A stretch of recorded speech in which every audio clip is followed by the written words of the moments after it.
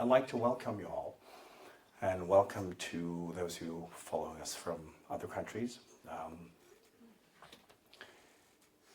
Crystals are fun, and you'll learn about crystals in a whole new way. How this course came about was through communication with Gemstone Guardians for several decades. I'll get back to who they are and what they do, but it's just interesting to see how, in the spiritual community around the world, people have embraced crystals and working with them, but it's still quite immature, and it's still quite self-centered. And one of the big challenges today also is how crystals are harvested. Because when they're harvested in a kind of violent way, they die. And when they are used in the wrong way, they also wither and die, become inactive. And because of the state of this planet, most crystals are also extremely depleted. They can't do their job. Now, what are their jobs? Like, what is the function? Now, remember that vibration in itself, all energy, all impulse, it all has to pass through something. Everything in existence, everything is passing through something or someone. It's just like in your body.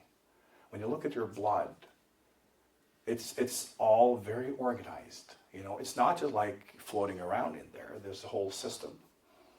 And if you look at kind of the smallest part of your blood system, only one, blood cell can pass at the time. It's still moving through a system, and everything in the universe works the same way. Now, minerals and crystals, they vibrate, just like everything else. And it's all about vibration and information. When there is vibration available, it does not necessarily mean that it vibrates, and that is available to you. During the seminar we had this weekend, I explained a lot about the physics of this, and it's basically called sympathetic vibration. Now, a very simple experiment one can do is if you have two identical tuning forks, and you start the first one, the other one will start to vibrate too. And if you then stop the first one, you can still hear the sound of the second one. And this is called sympathetic vibration. And this is how vibration moves through existence. For that second tuning fork to vibrate, it needs to be the exact same one, vibrating on the exact same frequency. If it's slightly different, it won't happen.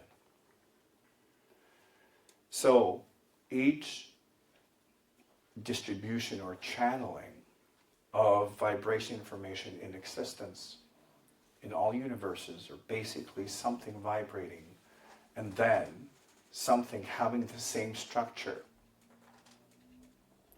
being close to it, and then sympathetic vibration happens. It's not because you want it to happen or that you can control it. When one structure meets another identical structure, that vibration will start to vibrate in the next one, and the next one, and the next one, and the next one. And information in the universe are complexes of vibration and frequencies. It's not just one, it's a lot. And basically, if you have, let's say, a tuning fork that can vibrate on like hundreds of different frequencies at the same time, and then there's a tuning fork vibrating on 50 of those 50 will then start to vibrate, not the rest. And then that tuning fork will become a vehicle of distribution of those 50 of those several hundred. And then when that tuning forks meet another one that can maybe channel 20 of those will then be distributed through that vehicle. And here we are. Crystals, they vibrate. They vibrate specific frequencies and specific complexes of vibration. And remember, everything in existence starts with vibration. That's the basic information of everything. Vibration frequency is what creates absolutely everything. So, these are vehicles of maintaining the different wavelengths, the different frequencies and vibration on this planet, and therefore also represent all the different levels of frequency and vibration that our physical body are made up of. Because we contain a lot of different stuff, but it starts with, the basic elements and the combination of those, which is also the combination of different frequencies and vibrations. So we are tuning forks that can, vibrate many different levels at the same time. And crystals represent specific ones. It's just like if you are a piano, crystals can represent different keys, different strings in your instrument. And how they work is when you have a weakness in, for instance, one of your strings, and it needs tuning. When you are then exposed to a tuning fork that vibrates on the correct level, on the correct frequency, just like when you tune an instrument, and you have that structure, you will then start to vibrate in sympathy with it, not because you can control it, but it's how physics work. So you will be tuned as a direct result of the presence of that tuning fork. It's very simple. And this is often why we're drawn to different crystals, is because they represent different vibration and frequency, often that we are lacking. So that having them in our presence, it will amplify our own vibration in that specific frequency, and we will be tuned. And the wonderful thing about crystals also is that because they're physical, they also influence our biology. So it makes what we often call, cosmic energy, it becomes physically available. So often one can experience that working with crystals can affect your organs. How your body operates. It will affect your thoughts and emotions, because remember, you are built from vibration and frequency. So that also means that every single type of crystal will represent a complex of something. And it's almost like reverse engineering here, because they're simply different vibrations and frequencies, combinations of them. But when we look at how they affect us, we can then see that, when we get that crystal and that vibration into our system, these thoughts will be enhanced. These patterns will be addressed. These emotions, these energies, these behaviors. So we can look at them and heal them, because it's all a matter of being out of tune. What we may call imbalances, are basically parts of our own instrument being played. If you, for instance, on your piano, if one key, is used a lot and being exposed to, the weather, and the rest is not that key in those strings, will go out of tune. So it's you, your consciousness, your structures, and everything in you that vibrates. When that's being activated through your processes and through your life, those strings will go slightly out of tune. Because whenever you learn something, whenever you are in process with something in life you don't understand, you will be pushed and pulled and challenged, and you will go into imbalance. There's nothing wrong with imbalance. That's basically just you learning about something you're not currently aware of, something you do not know how to handle yet. But through that imbalance and finding your balance, you will learn about the distance between where you're at in your current knowledge and the knowledge and insight that you need to be in balance in that particular space. So that journey, or like mini journey, represents the difference in consciousness between where you're at and like where you're heading. So the interesting thing is that when you are in a space of consciousness and you're in perfect balance, that same knowledge, that same insight will represent imbalance in a bigger space, because the logic, the laws of nature are different. And that's why you can be in perfect harmony, but when you are exposed to greater truth, immediately you're out of balance. So you will be out of tune. So you thought, here I am being in tune and my instrument just works fine, and then all of a sudden, you have no clue about what's going on. And then you need to tune your instrument. And there are many ways to do this, but we always get there because there's no alternative. Growth, when we look at it structurally, is basically your different strings being tuned so that you can vibrate in harmony with whatever truth you've been exposed to. And crystals can assist you in that movement of tuning your instrument. Now, of course, this culture we live in is quite obsessed with indulgence and consumption and not taking responsibility. And the way people work with crystals is something that we will be addressing during this course. And you will learn more about how to be active, because I've seen so many cases of people working also with high quality crystals. And because we are human, we get the thought, I'll just continue to do whatever I do, and then like the gemstone can do the rest. So you wear it as a necklace and you don't think about it anymore. Because instead of using the presence of the crystal to tune yourself, you think that you can just continue and then kind of the stone will heal you. It becomes self-medication and indulgence. So you think you can carry on in your patterns and your behaviors, but because of a crystal there, it will be okay. It doesn't work that way. Because in the self-medicating approach to crystals, you will simply be listening to the tuning fork and then do nothing. But because you're listening to it, you think, okay, yeah, I've got this covered.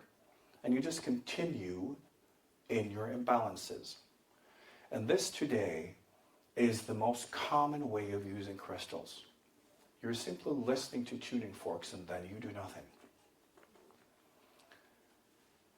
The intelligent way is to be in communication. Listen to the tuning fork, let it transform you. Then understand, what is it that I need to change? What is it that I need to learn? How do I need to change my behaviors and interactions with the world?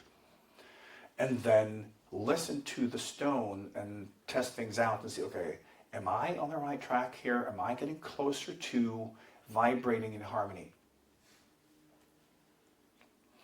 And crystals can then amplify that dialogue. And when you have living stones, you can experience that they almost become like external organs. Only kind of living crystals can do this, but you can feel that they become like organs because they cleanse your energy, just like, you know, your kidneys will cleanse your blood and your liver, you know, will also cleanse your blood in your system. They will then cleanse, you know, and have specific function in regard to your consciousness and energy and vibration. And you can feel, if you disconnect from them, it's basically just like your body is changing because that presence has started kind of to work with your whole system. For this to happen, though, they have to be living. And as I said, the big challenge today is that most crystals are not alive. I compare this to leaves on a tree. For as long as the leaf is on the tree, it's a part of the tree. And the tree's circulatory system, you know, will pass through that leaf and it will be alive and it will have a function. The moment, though, it, you know, breaks away from the tree, it will wither and die. Because on its own, it can't survive. Because it's a vehicle for the tree. Most crystals today, they have fallen from the trees they're part of, and therefore they can't have that function. How they work, however, is that they can be activated by your own energy and your own frequency, but it means they can only mirror. So it's basically you have to activate them with the energy of your body and consciousness, and that will be the dialogue. But it will be weak dialogue. Living crystals are part of the tree, so it means they will be channeling in that energy as well. It's not just your own energy being mirrored. They will actively vibrate as that external tuning fork, bringing information in. When a crystal is dead or half dead, it cannot function as that external tuning fork because it's not connected. So it's lost its ability to be that original vibration and sound that then your body and mind will use. So it will be more part of your kind of internal dialogue with your subconscious mind, but it will not have that strong transformative effect.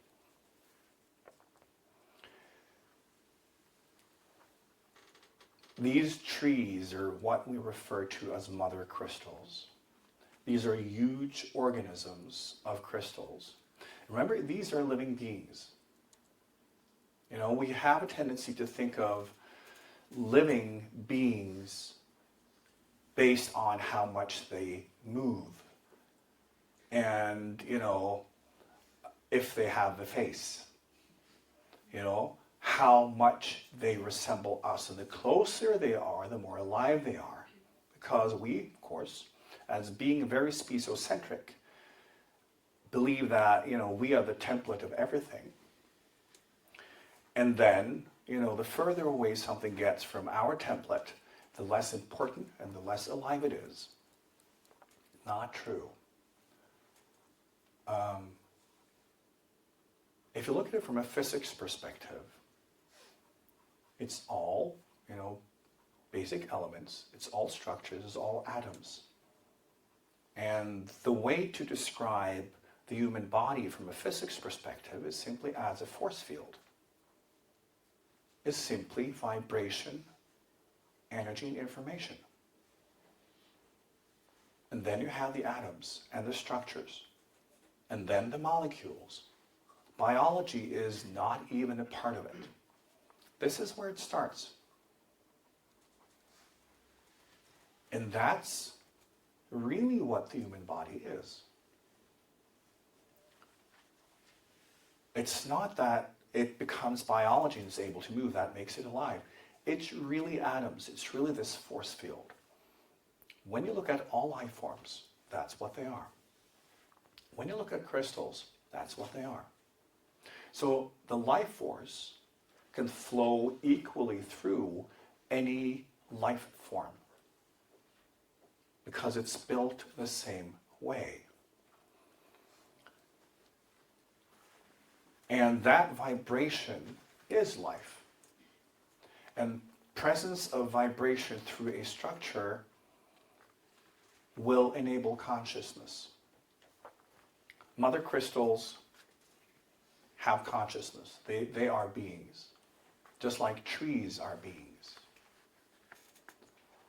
And you can communicate with trees. You can communicate, with plants, animals. You can communicate even with humans, although sometimes you wonder. But crystals are very much alive. And it's not just down to the individual, piece of crystal, but it's what tree it is a part of. So when you have a crystal that is alive, it is still connected to its mother crystal that is that original tuning fork. And then the piece of crystal will vibrate sympathetically, continuously, as a result of the mother crystal being alive. And this is how it's being channeled to you. It doesn't matter where it is, because frequency and vibration also determines space. So it doesn't matter where it is. As long as it vibrates exactly the same, it will happen. Sometimes also, when stones are harvested, they kill the mother crystals, or they also kill kind of the smaller kind of branches that are connected to bigger structures so that they can't vibrate anymore. And it's so important that when you want to work with crystals for healing purposes or for spiritual work, they have to be alive. And when also purchasing crystals, we should always demand that harvesting is sustainable and that the stones have not been harmed. So all the stones we work with, of course, harvested in the right way, and mostly by hand, by also people who care. But it's also finding the right mother crystals and finding the units that have that highest vibration and function as these tuning forks. And when they do, we call them singing crystals because they do sing. When you can hear that continuous vibration through a gemstone, often, until you have learned how to work with this, it's more of an internal, spiritual experience of sound, but it's very close to, when you've heard crystal bowls, that sound many of you are familiar with. It's very close to that. If you can think of that in many variations and different pitches, and it's always a very kind of crisp, clear sound of that kind of mineral in the glass, and that kind of clear sound. And each crystal, when they're alive, because they vibrate, that is sound. And with your kind of inner ears, you can hear it. You can train your brain so you can hear it physically, but for most people, it's just like visualization, but with sound. So when you tune in, you will be able to tune into that vibration, and you can start by imagining the sound of the stone. You can open yourself to it, and after a while, normally you will start kind of feeling and sensing that presence of sound. And the more you work with it, the more you will pay attention to that tuning fork. And that sympathetic vibration will start to happen in your own system, your own mind and consciousness. And when you have several of them, it's just like a beautiful kind of organic cosmic sound that appears that you can hear and sense in your body. And during the retreat we had this weekend, many people, sensed and could feel the difference also physically because of the presence of a lot of singing gemstones. And also when working with meditation, it kind of amplifies and kind of like makes the crystals sing even more. Now, who are the Gemstone Guardians? It sounds a little cheesy, but what the heck? It's like, if you can imagine that every level of consciousness, every life form, every type of manifestation is under administration. Everything in existence is under administration because everything has purpose. So it needs maintenance, and that also, whatever it is, needs to grow and go through evolution. And so on that level, there will also be beings that in a way incarnate through the collective manifestation of that life form. And it can be called like devas sometimes, depending on the culture. So for instance, also when making vibrational essences, sometimes when you work with a flower, you come in contact with kind of the being behind it, behind that life form, that then starts communicating and become part of it. So it's not down to the individual group of flowers that you're working with anymore. You connect with that life form and intelligence and presence and purpose. And often it will show itself as a being. And they're all, because there's so many different life forms and levels, these type of beings are just, it's just an enormous system.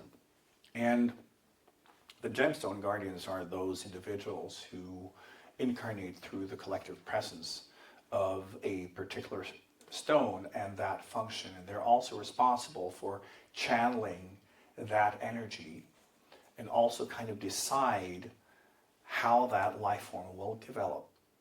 So although it can take millions and billions of years for a stone to develop, it starts with defining that frequency and vibration and holding it. And over time, matter will form.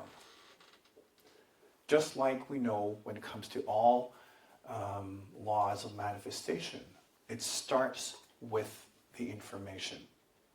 Also in your life, it starts with a focus. It starts with a purpose. And when that has been defined, it will crystallize, and then the manifestation will come, because that becomes the vehicle of that learning process. And it's the same. Once you establish a vibration on a frequency, a specific, chord of different vibration and frequencies, and you hold it, matter will start forming.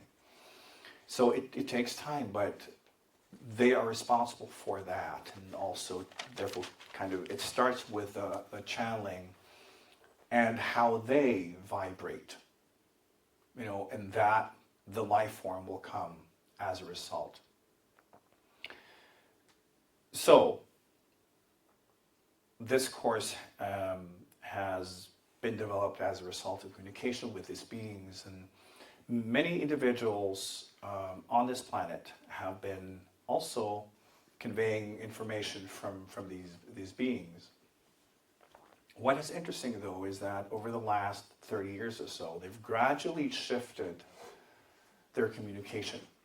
It used to be all about how can the individual use it to heal, himself, open, one's consciousness, and use the specific kind of like wavelengths, those frequency or channels to open up for healing and growth and love, they have gradually shifted their communication because of what is happening on the planet. And their focus now is how humans need to become vehicles of that healing process themselves. And humans need to learn about sympathetic vibration and to be able to hold it for so long that they can build that kind of crystalline structures within themselves so that they may convey that vibration to the world. Because humans have spent a lot of time and effort destroying this planet, and so that part of human existence seemed to be covered. When it comes to healing, however, humans are not really experts on healing yet, because true healing is not trying to fix the injuries and damages. It's being in a state of consciousness where you operate in harmony from the very start, so that everything you do will nurture and foster and heal and promote growth in all life around you. That is healing. So it's not just like we have to get to the point where we stop destroying each other in this planet. We have to get to the point where we are a presence that improves the existence of everything around us. Only then will humans be in healing. And if you look at the medical practices on this planet, it is first about be in life, injure yourself, do stupid shit, and just destroy everything, and then we can repair the damages. It's very unintelligent. And we have to move beyond that primitive level. So what the Guardians are now communicating is, that humans need to grow into that responsibility and the understanding of being a healing presence. First to yourself and your own life, and then to the world. So the focus in this course will be, by all means, heal yourself and get that out of the way. Because we need to shift the attention to being in service. And you need to be in service in such a way that you're able to vibrate those healing energies and informations that does not just heal the damages, but changes the consciousness of people, changes the consciousness of the collective human being on this planet into, living in harmony to start with.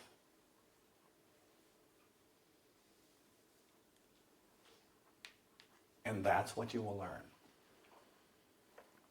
You will learn also how to be in dialogue with these beings and work not just with these units of aligned living crystals, but also work with the mother crystals. Luckily, there are mother crystals on this planet that will never be found. And because if all crystals were to be harvested or found and killed, this planet would die. So learning how to be a healing presence and let these vibrations not just tune you, but tune in such a way that you become a tuning fork in life. And it's so simple because it's physics. Once you vibrate and you do it for real, it will just happen. It's beyond your control. Often humans, they want to channel this or that, and it's just an ego thing. Because they want to prove something and they want confirmation. Understanding that it's physics. If you actually vibrate it, it's available, and when someone is receptive, it will start to vibrate in them. Whether they want it or not, it's not relevant. It's physics. And this is why when it comes to spiritual service, it is deeply impersonal. It's a process of physics, really. It's just sustaining all life and promoting the growth and healing and love in all life. So the focus in this course is very different from, I think, any crystal course you've been to. And if you have worked with crystals before, I think you will find that this goes deeper. If you've never worked with crystals before, then you will learn how to work with it correctly immediately, and have a good starting point, because it's not difficult.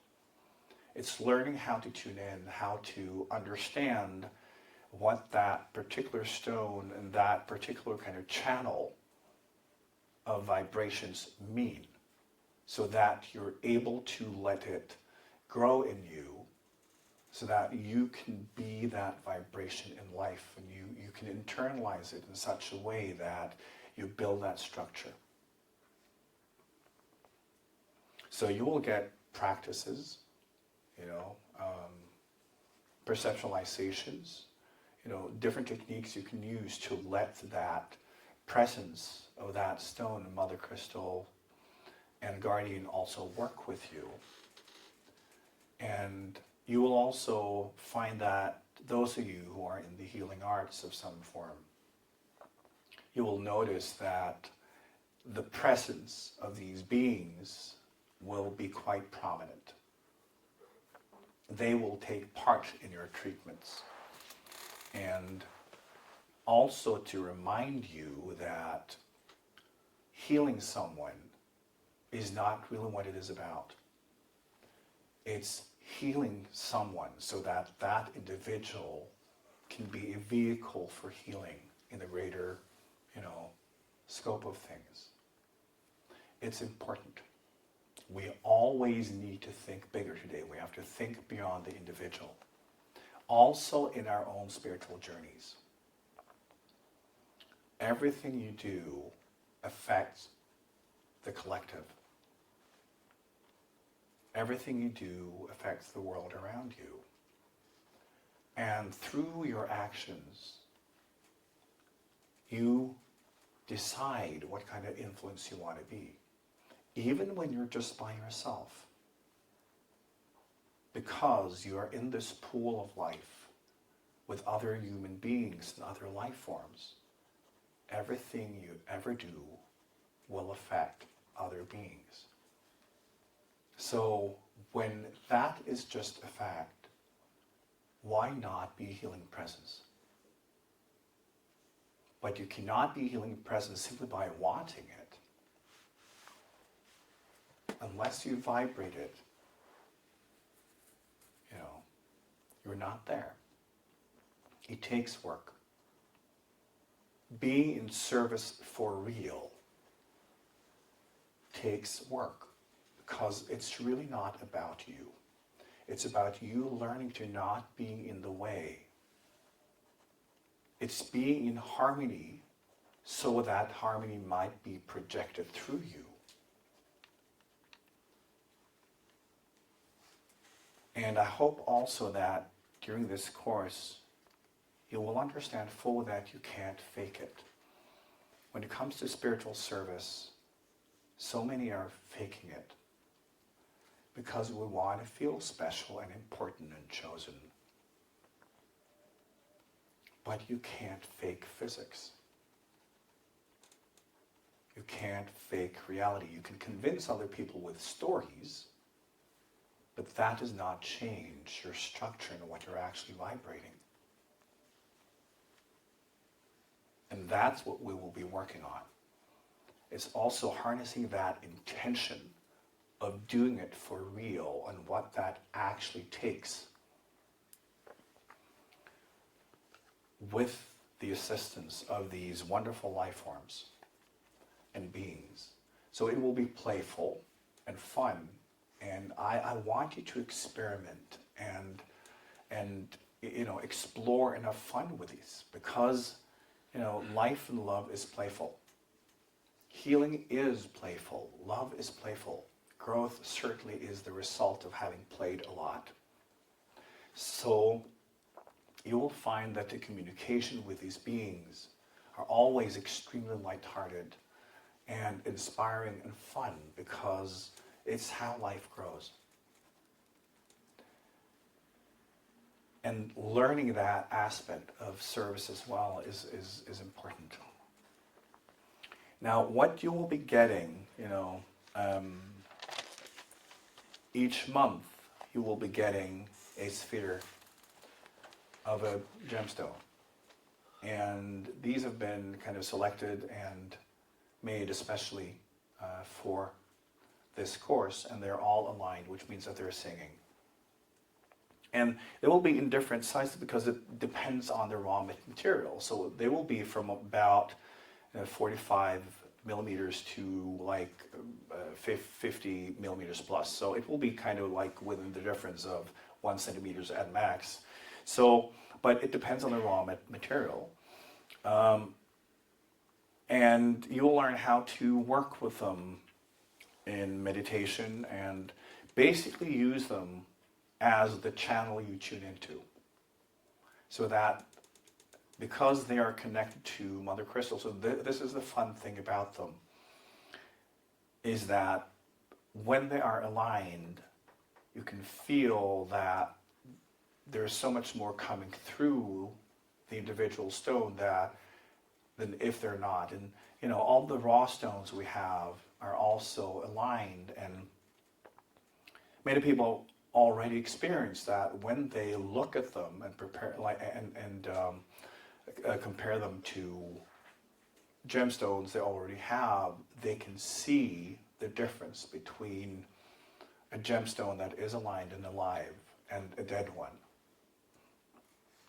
Because when you have alive, living, singing stones, other ones look like gravel. They feel like gravel in comparison. So it will also be a wonderful experience. And I think for many of you who've not had the experience of like sensing stones for real and communicating with them for real, you will be able to do that during this course, because they are singing and you will be affected by it. And gradually, when working with them, you will tune in and you will be able to sense it. And just like now, I can feel my hands are getting toasty. It's like it's this kind of almost like burning sensation in my hand, and like even now when in this hand, I can still feel that kind of like tingling, burning sensation, because they're really vibrating as a result of the complex of Mother Crystal. So this will be fun, and I hope you will discover a more playful way also to work with the spiritual process, and to basically have fun with being alive and learning that being in service is not giving up your life, it's living it. Because if you want to be a tuning fork, you have to be alive. You have to vibrate. You have to be vibrant in every aspect of yourself, every aspect of your life. So it's also learning how can you activate the full spectrum of your life and who you are, and really, make it as living as possible, because that's how you make what you represent in your consciousness and energy available to other people. You can't sit in a corner and pretend that you're not even here and then believe that you're in service. You're not. If you want others to, experience that sympathetic vibration, it's because you are on fire. You are vibrating, you are living. And I think this is also, I talk about this a lot, the misunderstanding that we find in many spiritual traditions, that the key to a higher consciousness is basically to, disconnect and unplug from life and not engage at all. And I've also explained that it's how one used to do it, because that was the understanding. Because people were in pain, life was extremely tough. So even to be able to focus on anything spiritual, you felt I have to get away from this normal life because there's nothing there. It was so primitive. And that's understandable. But today, it's very different. So it's more a matter of activating yourself in your life than trying to find a way out of it. And this is why I say that as a teacher, I offer a way in. I do not offer a way out. So that you can be the fullest of what you are and discover everything you are and live it and vibrate and be a vibrant, healing presence to this world. Suffering has never healed anyone. And also assisting this planet will not truly happen by fear, anxiety, shame, accusations, and guilt. It simply cannot happen. The vibration of that type of consciousness and energy is the opposite of healing.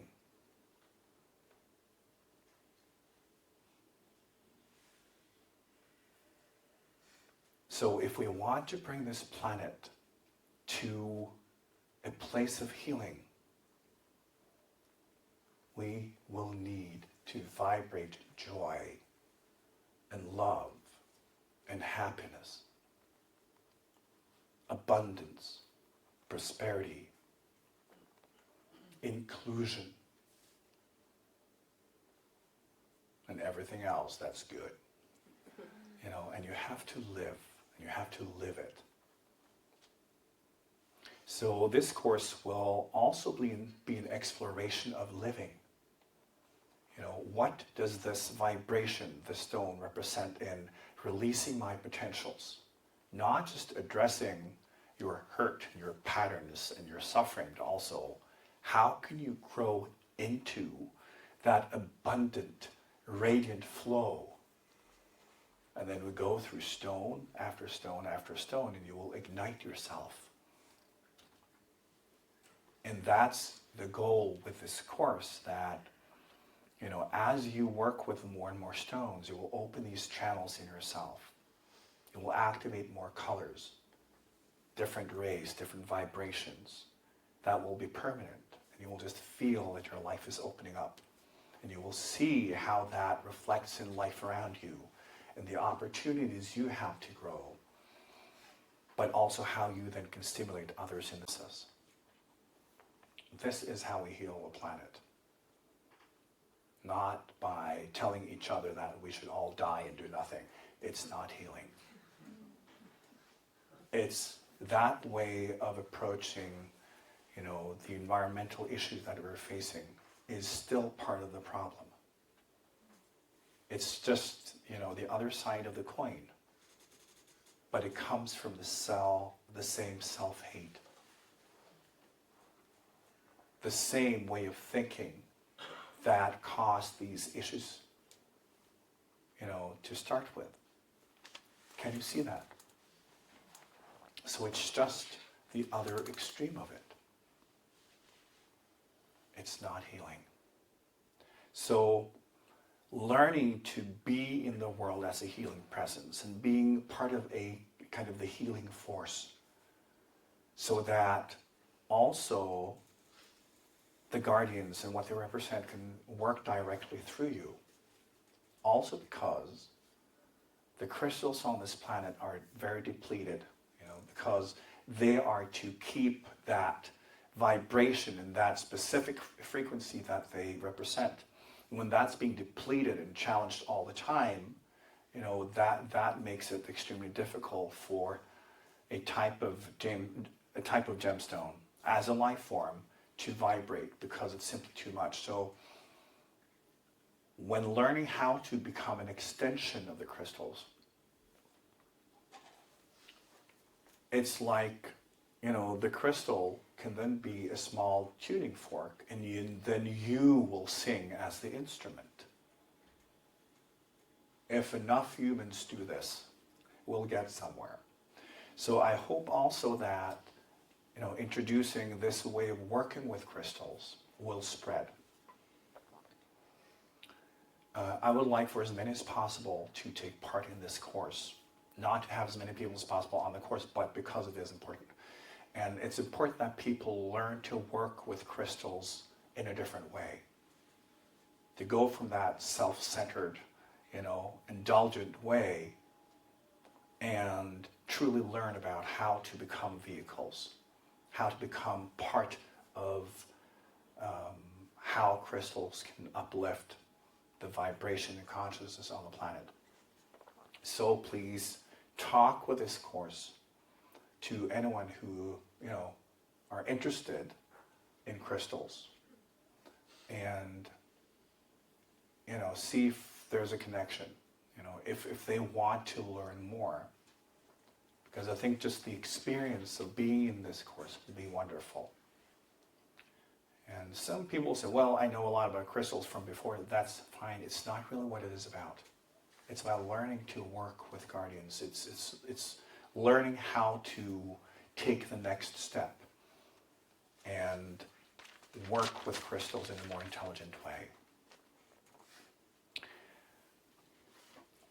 Let's see if I have any more notes here. I always do.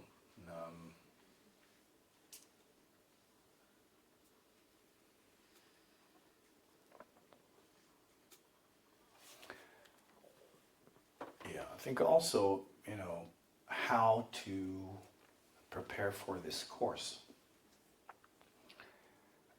I think it's one of the most important things you can do is connect with your heart and your dedication, and that placing yourself where you want to be in service.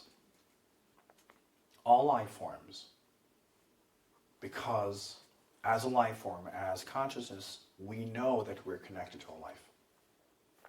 Not as a belief system. It's a fact. And that part of us knows. And because we know that being in existence means, growing and healing ourselves, but also be part of that collective growth and healing. And try to, meditate with that. Try to find that purpose in yourself. And just like, again, open your whole system so that the purpose and intention may be nurtured in you. I think it is important in all our healing work that we now focus less on ourselves and more on how can we be part of something greater, how can we be of assistance.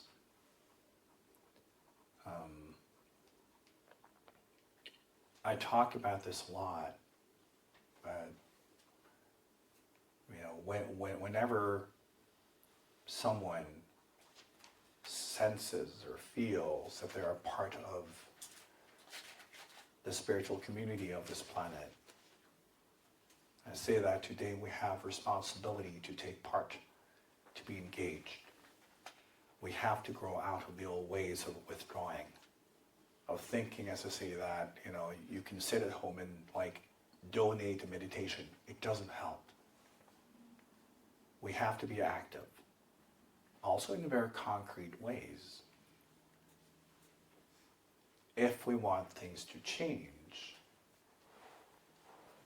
we have to be in a balanced consciousness, but it will help even more if we also take part in the real world with that perspective and with that consciousness and energy. So if we then engage in politics or business, the military, in sciences, whatever it is, from that perspective, we will achieve even more. So it's time for people of consciousness to, walk out of the caves, and the retreats, and be part of this world and speak loudly. We need to start talking sense into people. We need to dare to speak the platform of reality that we operate from, because there are more people than one would think. But because we experience that we are in this world and collective culture where what we represent is looked upon as weird, we hold back. But we've come to a time in history where that needs to change. We are the new normal.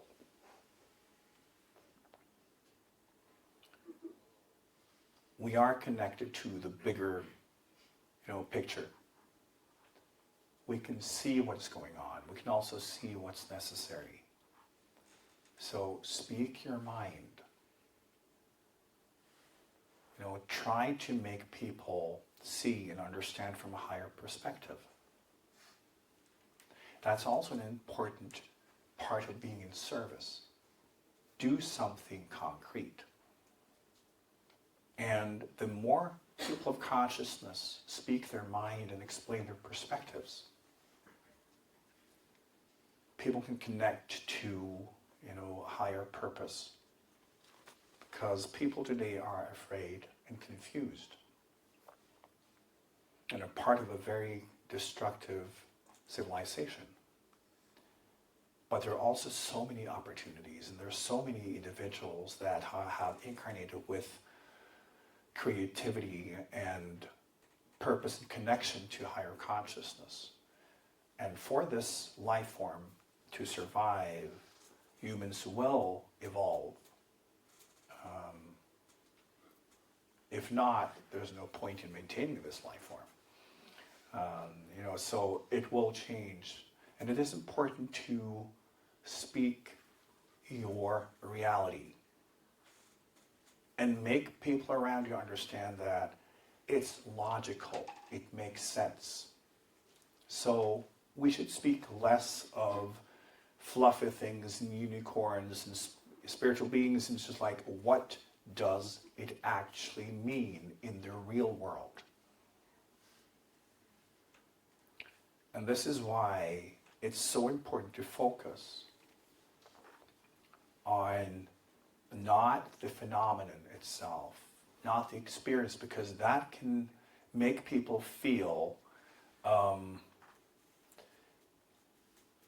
that what we represent is too foreign or too strange. I want the attention to be on, as I've said before, when it comes to any form of spiritual experience or insight. So that's all well, but there are two things that we need to focus on. One is, what did you learn? And number two, how did that change your behaviors and interactions with the world? And this is the area we need to focus on, because that is what people need. They need to understand how to behave differently, how to interact differently, and they need to learn what does spiritual insight actually have to do with anything? So we cannot talk about the fluffy stuff. It creates disconnection. It creates distance. We need to have the discipline and dedication to translate this.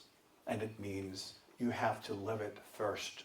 You have to understand what does spiritual insight consciousness have to say for, living your life.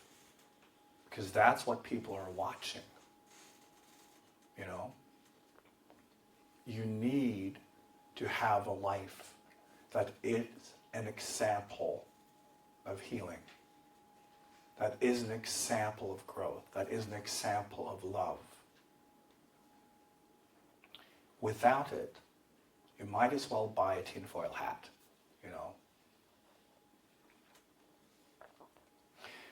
Working with crystals assists us also in making everything more physical. It's more grounded, it's more practical. And you will see that a lot of the teachings from the Guardians are now more like, what are you doing in the real world? Because when it comes down to it, human interactions are about behaviors. What we do in our interactions, because that's how we teach each other. And if you truly vibrate something you will have a behavior or a set of behaviors that reflect that insight. And that is how you get credibility. That's how, when you talk with people, they recognize that this is coming from a place of truth. And sometimes then it doesn't matter what you say, and if they understand it or not, because they can see that you understand it. And you're vibrating it, so there must be something here. And they can let themselves be influenced by it. But if your life is a mess, and everyone can see it, and then you talk about, how everything works and flows, it's like you have no credibility. You need to practice. You need to bring what you know into your life so that you are an example of what you speak.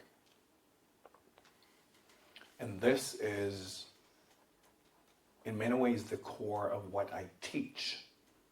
And this is the missing link in modern spirituality. If you look at spiritual traditions and also modern spirituality, it emphasizes too much in the phenomenon and too little on how we actually live it.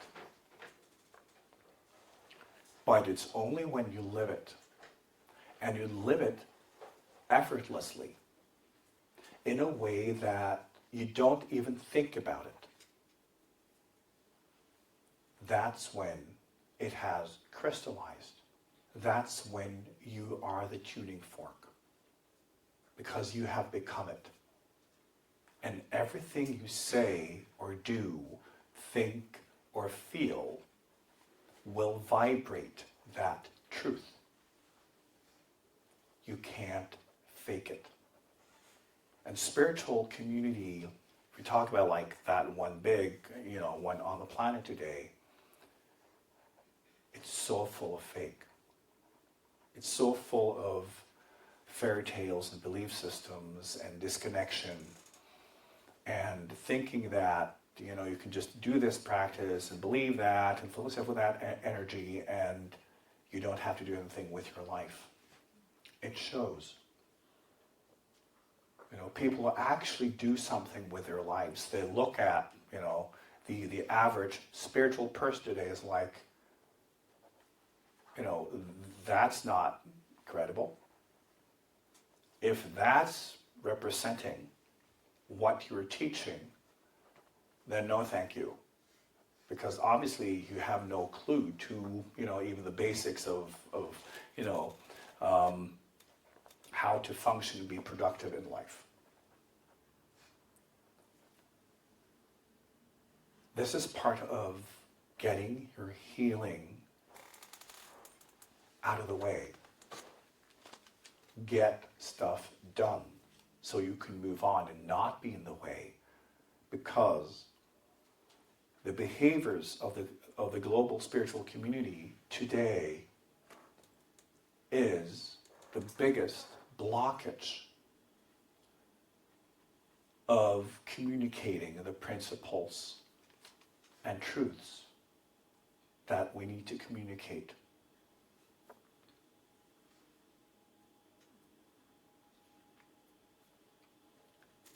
Be a productive, contributing individual in a way that other people can recognize.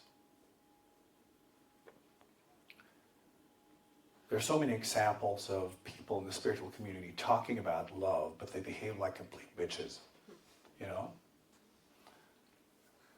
It's that disconnect.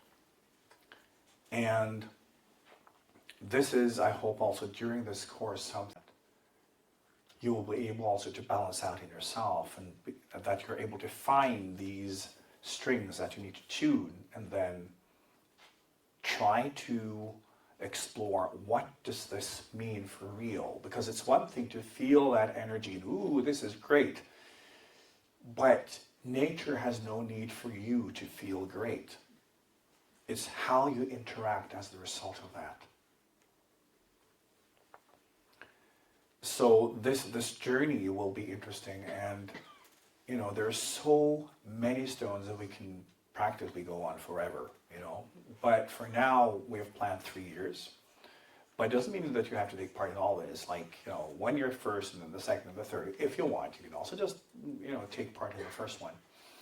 But there are plenty of stones to study, you know, and as it go deeper, it becomes more and more fun, because you get comfortable and fluent with it, you know. And also working with stones in your practices, you know, as healers, but also in your own spiritual practices, they're just like wonderful beings to communicate with. Because it's like having as just like a combination of an external organ and a pet. It's like, you know, and it's really fun.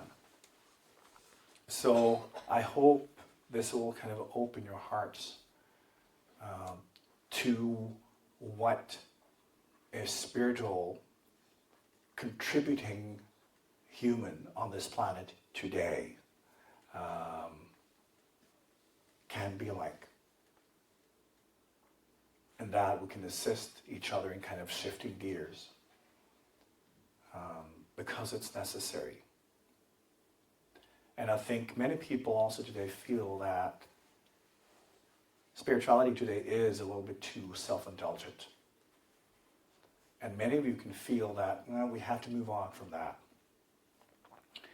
And this is a big part of what I teach. It is a big part of also what we want to bring to the world, is not only spirituality, but what does it actually mean? How can we apply it? What's the result of this? How can we then impact and be part of the growth and the healing of the world around us? So you will definitely learn a lot about that. Now, when it comes to the structure of the courses, we will, just like we do with a mantra course, each time we will have a sharing session where people, you can talk about what you have experienced and the insights, and also, you know, some of you will have had deep experiences with the guardians or mother crystals, and you know, that will be just fun and interesting, and also things that's been happening in your life.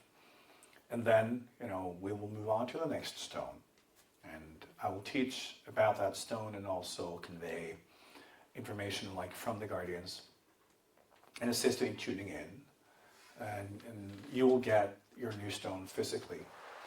And so you will have a whole month where you will be exploring one stone, and then please do. You know, you will need to have daily meditation practices, you know, please do them. It's how you learn, and you can apply them in your healing work or whatever. But be very active. Try to also go through the stone and perceptualize that. You kind of like see the stone also as a pathway, and that you like move into the mother crystal, and you will grow a lot. And you will also feel the moment we go from one stone to another one is like changing channel. And that will also be part of the fun, that you will be marinating in one, type of vibration for a whole month. And after a while, you don't even think about it. That becomes normal. But then we shift to another one. You can go, ooh, that's interesting, because you will notice that, oh, I can actually feel this. Even when you think, I can't feel anything, you will be able to feel this. And you just have to open your senses so you can see and feel and hear and use the whole spectrum of the senses to let yourself be in communication with these life forms. And many of you will also have experiences where you can actually talk to your stones, because they are beings. You will be talking to that tree. You will be talking to that mother crystal. And it's always fun when you communicate with a life form. And in the beginning you think, oh, I'm just totally making this up, And then all of a sudden, something is being communicated in a way that you understand that I could not possibly make this up. Many of you have had these types of experiences. And you just understand that, oh, this is real. So that will also be part of it. And it will just be a wonderful exploration and sharing, so that you can kind of go to the next level in your work with the crystals, and also bring this to the world around you. Again, I hope that you can talk with the people about this course, so that we can have as many as possible taking part. Because it is, from the Guardians' perspective, they truly want people to start working with crystals in a different way. So it's important to bring it out there. So please invite people, and anyone who's interested in crystal, please talk with them about this. And they can just feel it out for themselves. This is not for everyone, and that's fine, but it's definitely for a lot of people. So hopefully, this can be a fun journey. Just so you know, we will also be offering, they're in production right now. They will not be ready before the course, but you will be able to get boxes, so you can have 12 of these spheres in them, so you can have them in one place. Hopefully we'll have them ready by our second meeting in March, so you can get them then. Any other practical information? Do you have any questions or comments or anything?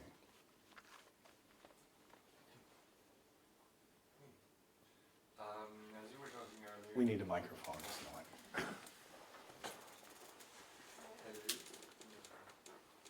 Like that. All right. As you were talking earlier, an insight kind of hit me, and I wanted your perspective on it.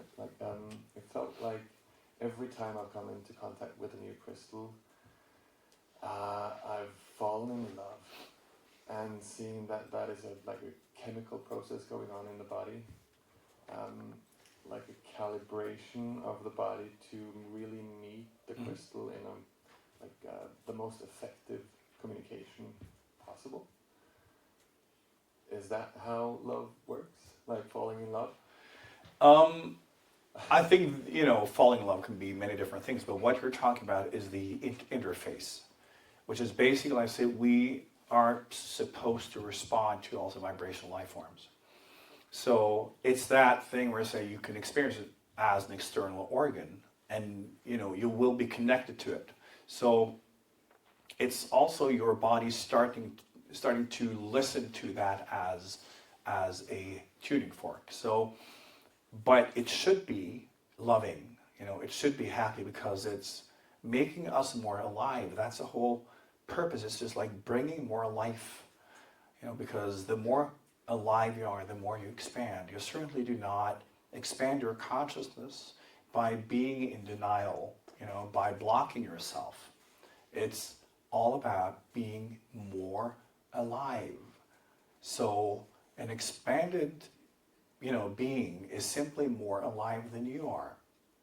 And you cannot do that by being in denial, by being, in negativity. It's all about that wonderful, loving feeling. And it can definitely feel like being in love. I always say that life is wildly in love with you.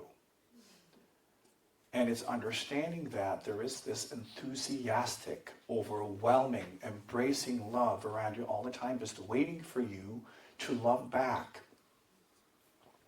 And whenever we have an experience that opens us up a little bit more to that love, I don't care how we do it, but it is how we expand. Some people miss this workshop. Are you going to have another one for some other people that were interested that couldn't make it through? No, I think what we can do is maybe then offer it, as audio or something, so they can listen to it. Okay. Anybody else?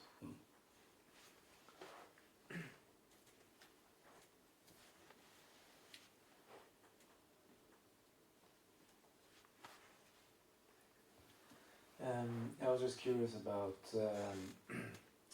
talking about alive and dead crystals, and what's the difference in sort of harvesting it to having it died and having to stay alive, and also regarding the crystals in the course, having them being aligned versus being personally Right. aligned. Yes. Okay. Now, often, a lot of stones on the planet are already dead before they're being harvested. They're already strained so that they cannot, basically everything's being sucked out of them because they represent then a vibration energy that's needed. So there's very little left, and so that's one issue in itself. And then it's also very often when it's, explosives and, it's that whole thing. Traditionally, when you harvest crystals, you will have people who are going in with love and respect and understanding that these are kind of living beings and,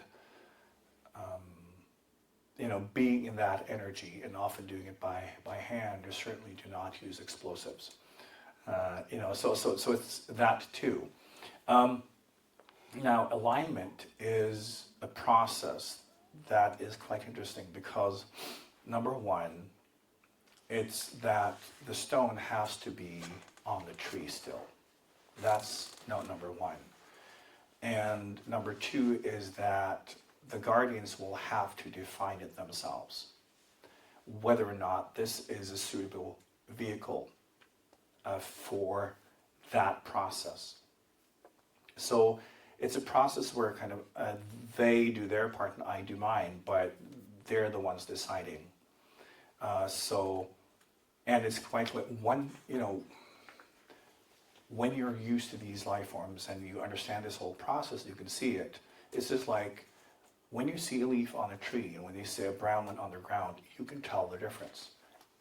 It's like that. It's so clear, and it's so simple once you can see it. So the process is also kind of locking that individual stone to a specific channel. And that goes beyond the stone in itself, because once you are able to work with matter, space, time, and energy, and you can, we don't have the words for it, but once you can engineer it, and control it. Basically means when you place a focus in an object and you decide what this is for, that will change what this is a manifestation of. If you can think like the manifestation itself is an extension of a programming already. That's how something comes into being. Okay. You can take that and you can then repurpose it by saying, okay, this is a form, but you can change the programming behind it. And you can do that in a way with any form of manifestation. And it will vibrate differently, because then when it's been kind of repurposed, it will start to kind of channel and vibrate that information. So it's then disconnecting it from the intention behind the original manifestation, and then kind of incarnating a new intention in that form, no matter what it is.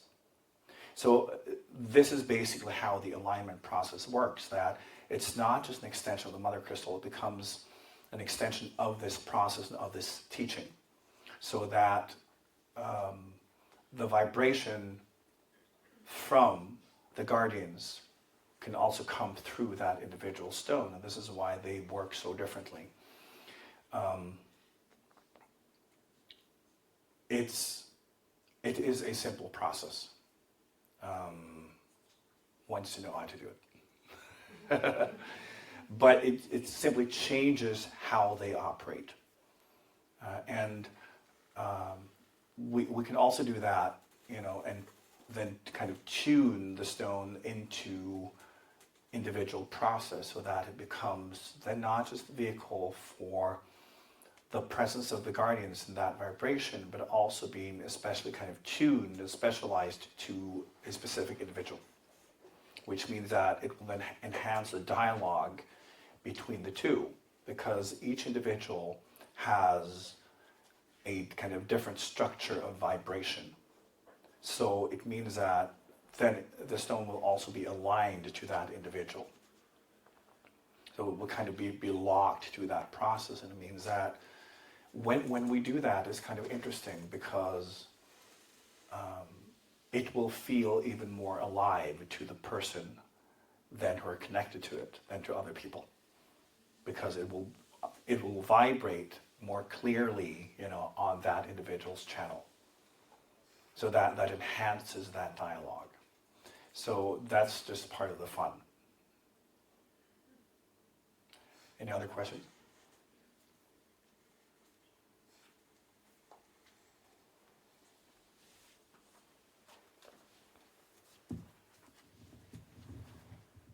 How do I treat my crystals so they remain alive?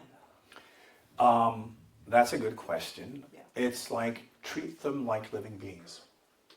Okay. And it means like seeing them as living beings, because, you would probably, hopefully, cat or dog differently from gravel. Yeah, and it's that. So when you're aware that this is a living structure, you will have more respect. And the way I advise people to work with aligned crystals is have a place, for them, so they can rest. And then you only use them for meditation or for like focus, or when you want to interact with them. And then you let them rest. It's basically, if you had, a pet, and like if you have like a bird, in a huge cage, or you have a, guinea pig or something, they will be in their little house, and you will take them out for cuddles, and you will place them back. It's like that. So they should have their own place where you can feel and sense that they are comfortable, and where they just can kind of recharge. But the thing is, when they are aligned, when we treat them with respect, you never have to cleanse them, because they will continuously be vibrating. It's like when stones are like half dead or kind of like just, withering, that's when they need to be cleansed often. And one can also see that, I'm sure some of you had the experience of having stones that originally had high quality, but as you use them, they just like at some point they're just dead because there's been too much strain and they're not being aligned. So with these stones, treated correctly, you will never have to cleanse them. But be in that kind of dialogue where you use them for healing purposes, for meditation, for communication, learning, and then you let them rest. And you'll find that kind of like rhythm. And be in communication with them and talk, because it's like, since they're connected to mother crystals, you will feel, more of that presence. It's more interesting to talk to than talking to gravel. So you will feel that the more you focus on them and through them, the more you will be experiencing this active presence. And then you will also be able to hear them sing and to also receive information that is connected to how you need to adapt your behaviors to manifest the tuning of your strings. What about the ones I got before? Can they be saved, or are they just so dead that they are just ready for burial? It depends, because sometimes, the best way to treat stones, if they're, a little bit strained, and you can feel that it's permanent, is to basically bury them. But in a good way, it's like when they are, returned to nature, they will kind of connect, and at some point they will become more alive. But that can take time, because sometimes you can see that gemstones get to the point where they're just like completely dead. And it's like watching that, if you remember that Monty Python sketch with the bird, in that, that completely dead bird. This, is like no life. No matter what you do, it's very dead. And then it's just like return to nature, and that's the best thing you can do. Sometimes they're also, if the stones are originally of a high quality, sometimes they can be, assisted by simply resting. And also, you can also bury them, often by big trees and stuff like that, because that contains more life energy. And after maybe a year or two, they can be revitalized. But sometimes also when a stone is strained over time, their structure will change so that they can't be brought back. But also sometimes when I work with stones, people have brought me stones that have looked like they're dead. You can see that they're gray. And it's interesting, I think at some point we need to take photos of this kind of process, because sometimes you can see that they're completely gray. They've lost their color almost. And then as I work with them, you can see that the color is returning. Because I then reconnect them, and that original energy will start kind of flowing through them. But then it's a matter of then assisting them in rebuilding that structure. So it's not just like they can then accept the energy that come through, and then we'll give them a little kind of color in their cheeks. But, once that is gone, they are gray again. So that can take time. But for some stones, that is possible. But these kind of processes, when people sit there and see it, it makes them also realize these are alive, because they can see the physical changes in the stone, and they're responding to that energy. So, again, it depends on the stone. Hello. Many questions actually, but these stones and the things we are about to learn, you could use them in many settings. Yeah. Instead of essence.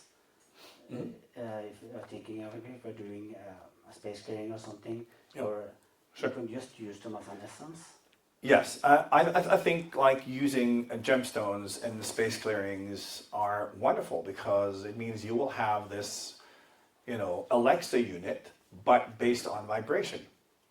So we'll channel in energy, and it's just finding the right combination. And the space clearings that we offer are with gemstones. So like after also using vibrational essences to balance, the house or the area, then we also place out gemstones to kind of like maintain those adjustments, and then to also bring in the energy in those kind of like missing kind of ranges of vibration. So I'm gonna ask anyway, but so whatever room I am in my head, or whatever I do with my consciousness or body, anything, so that will also be a powerful essence, and that will make the whole thing, if I choose to use them, of course, that would make anything I do actually more fun, more interesting. Yes, but it also depends on just like nutrients, what vibration is it that you're lacking? Yeah. So it's always, fun having different gemstones and learning to work with them and understand they do represent different complexes of vibration and frequency. And when you're drawn to stone, that's because that's where your weakness is that day or that week or that month. And that can change.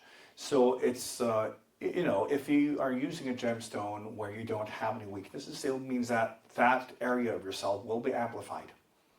And it means that instead of then healing a weakness, it simply means that that part of you will become more prominent. So, the presence of a crystal when working with will always amplify. Anybody else? Just to follow up to what she was talking about, can the crystals get depleted with, for instance, electronic devices? Yes, because that is a type of vibration frequency that is still, unfortunately, very unfriendly to any organism. So we should be a little bit careful around that. So, but do not be hysterical about it, because when you have an aligned stone, you will find that they can take a lot. They can be disconnected if they have like too much depletion, but normally they will be able to function in like a normal environment.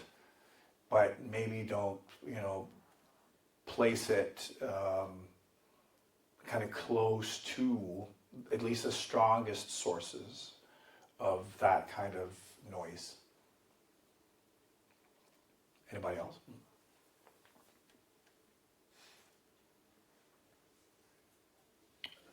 Mm-hmm.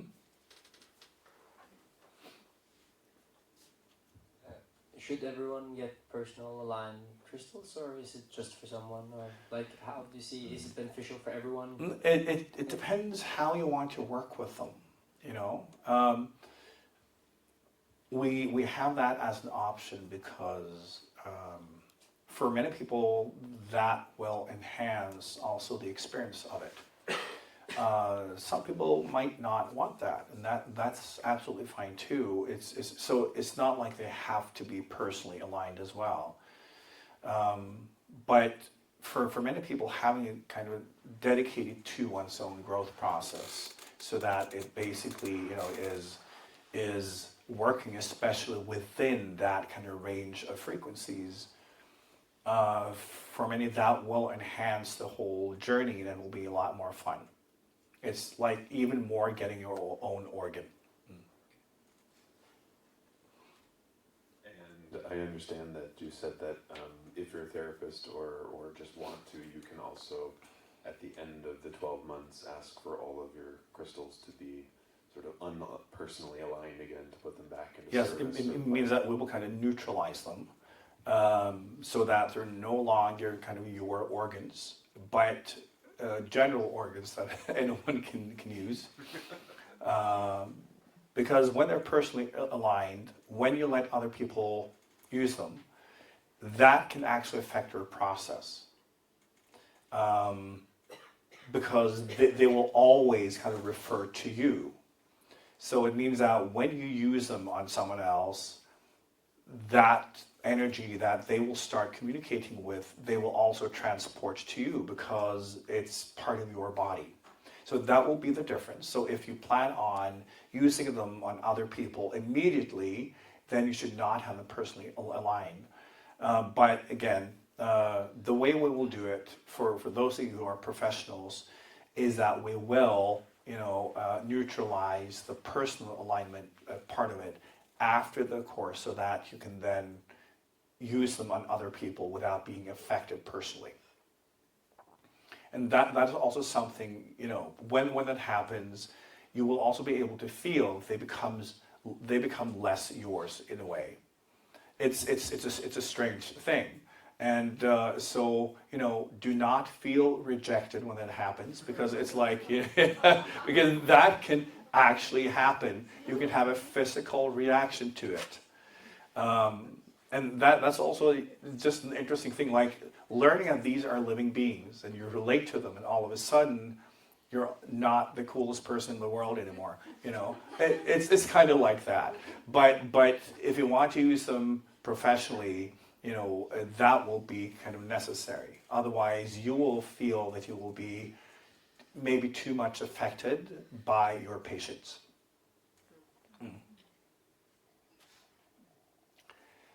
So, I hope you found this informative and inspiring, but please talk to people about this course.